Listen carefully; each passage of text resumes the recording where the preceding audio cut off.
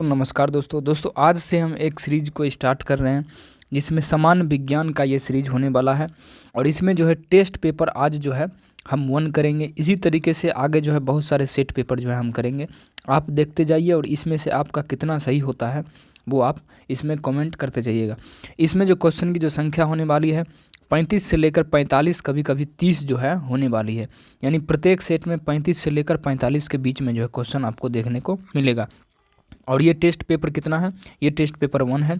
ठीक है, आप देखिए और बताइए कि इसमें से कितना क्वेश्चन जो है आपका सही होता है। यदि आप किसी भी एग्जाम्स की तैयारी कर रहे हैं, चाहे वो एसएससी हो, रेलवे हो, बीएसएससी हो, बिहार पुलिस हो, कांस्टेबल हो, कुछ भी हो, तो इस वीडियो को जो है आप पूरा देख सकते हैं। ठीक है, तो चलिए हम शुरू करते हैं। तो देखिए सबसे पहला क्वेश्चन प्रकाश संश्लेषण की क्रिया सबसे अधिक किस रंग के प्रकाश में होती है? प्रकाश संश्लेषण की जो क्रिया होती है सबसे अधिक जो है किस रंग के प्रकार में होती है? प्रकाश संश्लेषण की क्रिया सबसे अधिक किस रंग के प्रकाश में होती है? तो ये जो होती है लाल रंग के प्रकाश में जो है प्रकाश संश्लेषण की क्रिया जो है सबसे अधिक होती है। लाल रंग के प्रकाश में प्रकाश संश्लेषण की क्रिया सबसे अधिक होती है। प्रकाश संश्लेषण की क्रिया सबसे अधिक होती है लाल रंग के प्रकाश में। ठीक है, अगला क्वेश्चन हम देते हैं। दलहन के पेड़ में पाए जाने वाले जीवाणु कौन है? तो दलहन के पेड़ में पाए जाने वाले जीवाणु कौन है? दलहन के पेड़ में, याद रखना है, दलहन के पेड़ में पाए जाने वाले जीवाणु कौन है? तो ये जो है राइजोबियम है। दलहन के पेड़ में पाए जाने वाले जीवाणु कौन है? तो राइजोबियम है। क्या है? दलहन के पेड़ में पाए जाने वाले जीवाणु कौन है? तो राइजोबियम है। दलहन के पेड़ में पाए जाने वाले जीवाणु राइजोबियम। दलहन के पेड़ में पाए जाने वाले जीवाणु कौन है? तो राइजोबियम। अगला है कि पौधे नाइट्रोजन किस रूप से ग्रहण करता है? पौधा जो है नाइट्रोजन किस रूप में ग्रहण करता है? पौधे जो है नाइट्रोजन किस रूप में ग्रहण करते हैं? पौधे नाइट्रोजन जो होता है वो किस रूप में ग्रहण करते हैं? तो पौधा जो है नाइट्रोजन जो ग्रहण करते हैं वो नाइट्रेट के रूप में ग्रहण करता है। पौधा नाइट्रोजन किस रूप में ग्रहण करते हैं? तो नाइट्रेट के रूप में ग्रहण करते हैं। पौधे नाइट्रोजन किस रूप में ग्रहण करते हैं? तो नाइट्रेट के रूप में ग्रहण करते हैं। नाइट्रेट के रूप में ग्रहण करते हैं। नाइट्रेट के रूप में पौधा जो है रूप में ग्रहण करते हैं। अगला पादप में जल तथा खनिज लवण का संचालन किसके द्वारा होता है? पादप में जो होता है जल तथा खनिज लवण का संचालन जो है वो किन के द्वारा होता है? तो किन के द्वारा होता है? ये जो है जाइलम के द्वारा होता है। जाइलम के द्वारा होता है। पादप में जल तथा खनिज लवण का संचालन किन के द्वारा होता है? तो जाइलम के द्वारा होता है। जाइलम के द्वारा जो है होता है। अगला पौधे में खाद्य पदार्थ किसके माध्यम से पहुंचता है? पौधा में जो है खाद्य पदार्थ किसके माध्यम से पहुंचता है? पौधे में खाद्य पदार्थ किसके माध्यम से पहुंचता है? पौधा में खाद्य पदार्थ जो होता है वो किसके माध्यम से पहुंचता है? तो ये पहुंचता है फ्लोएम के माध्यम से। पौधे में खाद्य पदार्थ किसके माध्यम से पहुंचता है? तो फ्लोएम के माध्यम से। लेकिन यदि जल की बात करें तो जाइलम के माध्यम से। जल, जाइलम और खाद्य पदार्थ की यदि बात करें तो वो क्या हो जाएगा? तो फ्लोएम के माध्यम से। फ्लोएम के माध्यम से। आत्महत्या की थैली कौन कहलाता है? आत्महत्या की जो थैली होता है उसको क्या कहते हैं?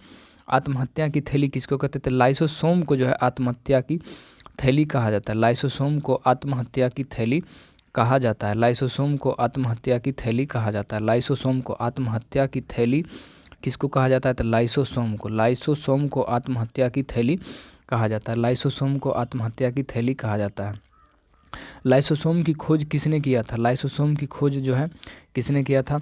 लाइसोसोम की खोज जो है किसके द्वारा किया गया था? तो डी डुबे के द्वारा जो है लाइसोसोम की खोज किया गया। डी डुबे के द्वारा लाइसोसोम की खोज किया गया। डी डुबे के द्वारा लाइसोसोम की खोज किया गया। डी डुबे के द्वारा लाइसोसोम की खोज किया गया था। डी डुबे के द्वारा लाइसोसोम की जो है खोज किया गया था।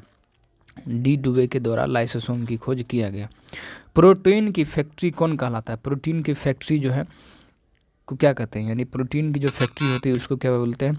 तो उसको बोलते हैं राइबोसोम बोलते हैं। प्रोटीन की फैक्ट्री को राइबोसोम बोला जाता है। प्रोटीन की फैक्ट्री को राइबोसोम बोला जाता है। प्रोटीन की फैक्ट्री को राइबोसोम बोला जाता है। प्रोटीन की फैक्ट्री को राइबोसोम बोला जाता है। प्रोटीन की फैक्ट्री को क्या बोलते हैं? तो राइबोसोम बोलते हैं। क्वेश्चन को हम इतना बार रिपीट करेंगे कि आपको याद करने की कोई ज़रूरत नहीं होगा। ठीक है, और अगर आप नए हैं तो चैनल को सब्सक्राइब कीजिए ताकि इस तरीके की जो वीडियो हो वो आप तक जो है पहुंचते रहे और आपकी तैयारी जो है बहुत अच्छी हो। प्रोटीन का संश्लेषण किसके द्वारा होता है? प्रोटीन का जो संश्लेषण होता है, प्रोटीन का संश्लेषण जो किसके द्वारा होता है? प्रोटीन का संश्लेषण किसको द्वारा होता है?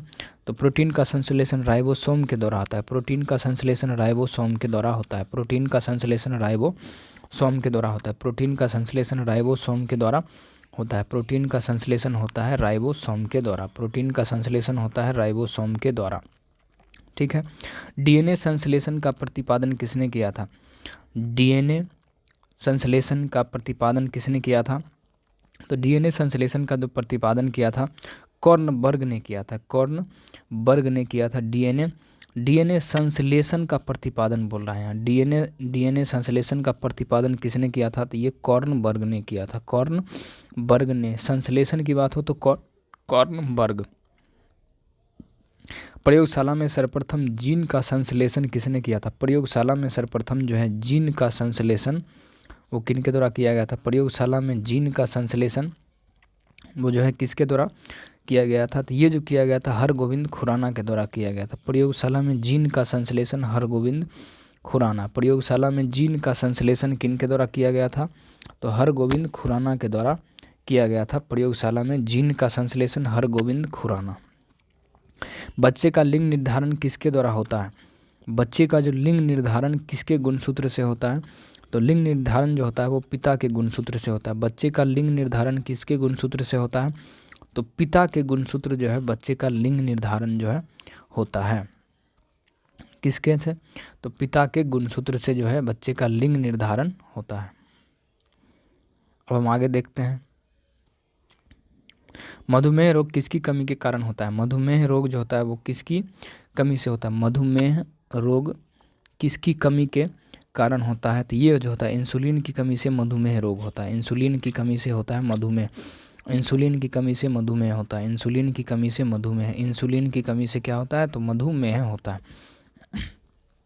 इंसुलिन शरीर में कहाँ बनता है या इंसुलिन शरीर में कहाँ पर होता है? तो इंसुलिन शरीर में कहाँ बनता है? तो इंसुलिन जो है शरीर में अग्नाशय में बनता है। अग्नाशय इंसुलिन। इंसुलिन शरीर में कहाँ बनता है? तो अग्नाशय में बनता है। इंसुलिन शरीर में कहाँ बनता है? तो अग्नाशय में बनता है। इंसुलिन शरीर में कहाँ बनता है? तो अग्नाशय में बनता है।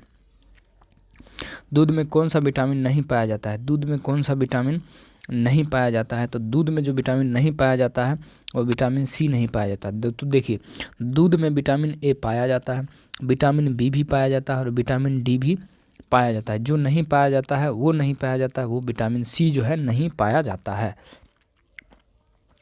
मानव मूत्र में कौन सा विटामिन उत्सर्जित होता है? मानव के जो मूत्र है उसमें से कौन सा विटामिन निकलता है या उत्सर्जित होता है? तो वो निकलता है विटामिन सी। मानव के मूत्र में कौन सा विटामिन उत्सर्जित होता है? तो विटामिन सी जो है मानव के मूत्र से उत्सर्जित होता है। मानव शरीर का सामान्य ताप कितना होता है? मानव शरीर का सामान्य ताप कितना होता है?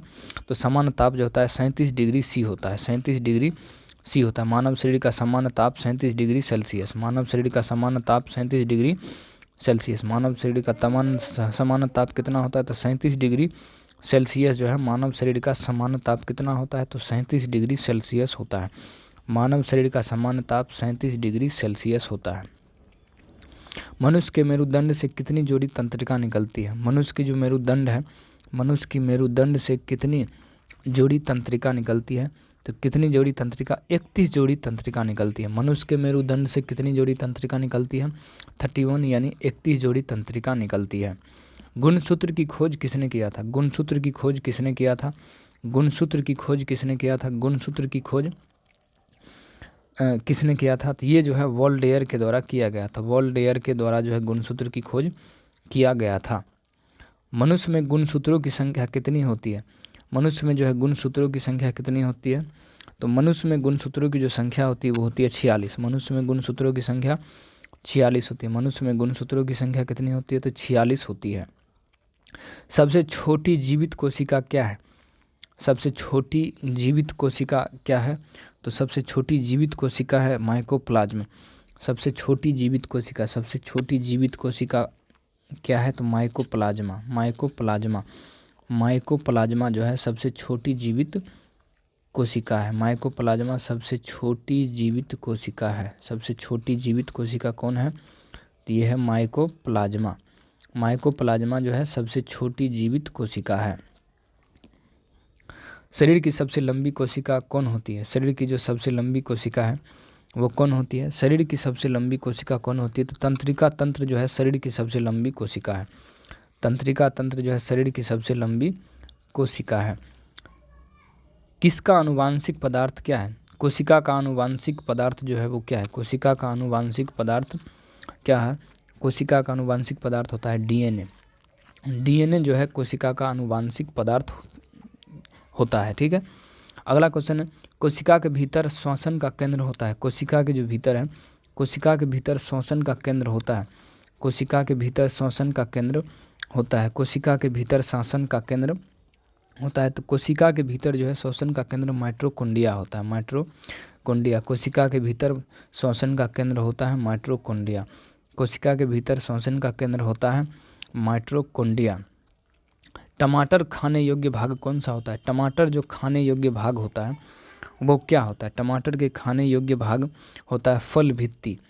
टमाटर के खाने योग्य भाग क्या होता है? तो वो होता है फल भित्ति होता है। फल भित्ति, फल भित्ति होता है। टमाटर के खाने योग्य भाग कौन होता है? तो ये होता है फल भित्ति। पपीता को खाने योग्य भाग कौन होता है? तो पपीता के जो खाने योग्य भाग होता है, देखिए पपीता के जो खाने योग्य भाग होता है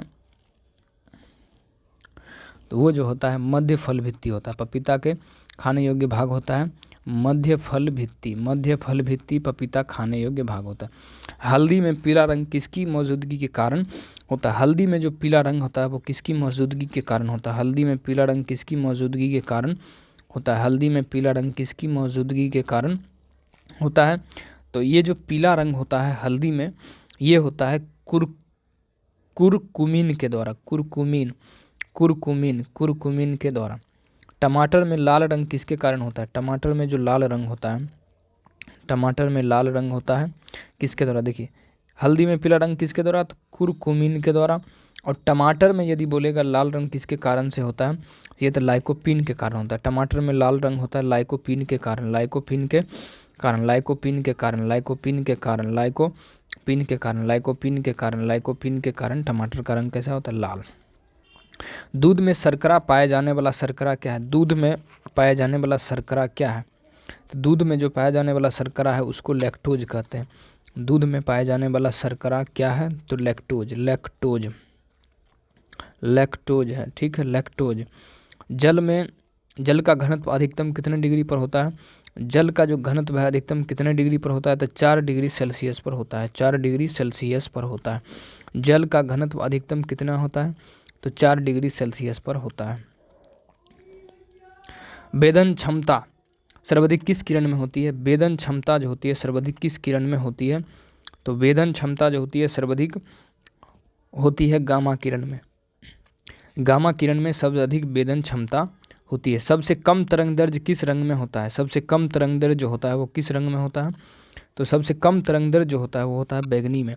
सबसे ज़्यादा अगर बोलेगा तो लाल में, और सबसे कम तरंग दैर्ध्य की यदि बात करें तो वो होगा बैगनी में।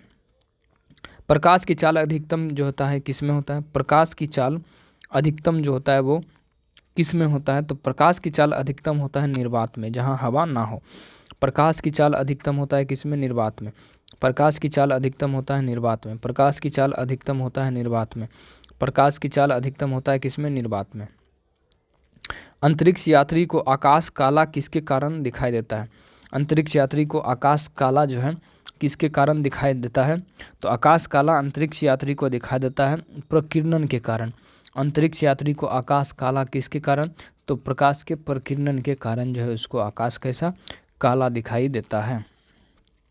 समुद्र का जल नीला किसके कारण दिखाई देता है? समुद्र का जल नीला जो होता है वो किसके कारण दिखाई देता है? तो ये जो है प्रकीर्णन के कारण। समुद्र का जल नीला किसके कारण दिखाई देता है? प्रकाश के प्रकीर्णन या प्रकीर्णन के कारण दिखाई देता है। प्रकीर्णन के कारण। तारे किसके कारण टिमटिमाता है? तारे जो होते हैं वो किसके कारण टिमटिमाते हैं? तारे किसके कारण टिमटिमाते हैं? तो तारे टिमटिमाते हैं अपवर्तन के कारण। अपवर्तन के कारण तारा क्या होता है? टिमटिमाता है अपवर्तन के कारण। अपवर्तन के कारण तारे टिमटिमाते हैं। हीटर का तार किसका बना होता है? हीटर का तार किसका बना होता है? तो हीटर का तार जो होता है बना होता है? नाइक्रोम का बना होता है। हीटर का तार नाइक्रोम का बना होता है। हीटर का जो तार होता है वो किसका बना होता है? नाइक्रोम का बना होता है। तेल दीप की बत्ती, तेल किसके कारण ऊपर चढ़ता है? तेल दीप की जो बत्ती होती है वो किसके कारण से ऊपर चढ़ता है? तो वो जो चढ़ता है केशिकत्व के कारण, केशिकत्व के कारण, केशिकत्व के कारण चढ़ता है। ग्रीन हाउस गैस के प्रभाव, ग्रीन हाउस प्रभाव गैस कौन है? ग्रीन हाउस प्रभाव गैस जो है इनमें से कौन है? तो इसका जो सही हो जाएगा कार्बन डाइऑक्साइड यानी CO2। तो आज के इस वीडियो में जो है टेस्ट पेपर 1 हम देखें जिसमें टोटल 39 प्रश्न थे। अब किसी भी एग्ज़ाम की तैयारी कर रहे हो, चाहे दरोगा हो, विज्ञान जिसके लिए इम्पोर्टेंट है वो जो है इस वीडियो पर आप बने रहिएगा। और इसके आने वाले सारे वीडियोज यदि आप देखते रहें तो रेलवे हो, दरोगा हो, बिहार पुलिस हो, NTPC हो, ग्रुप डी हो, कोई भी हो, विज्ञान जो है यानी साइंस जो है आपका कवर हो जाएगा। ठीक है, तो मिलते हैं फिर से अगले वीडियो में, अगला टेस्ट पेपर में। ठीक है, ये टेस्ट पेपर 1 था। अब मिलते हैं फिर से अगले टेस्ट पेपर में। जय हिंद, जय भारत।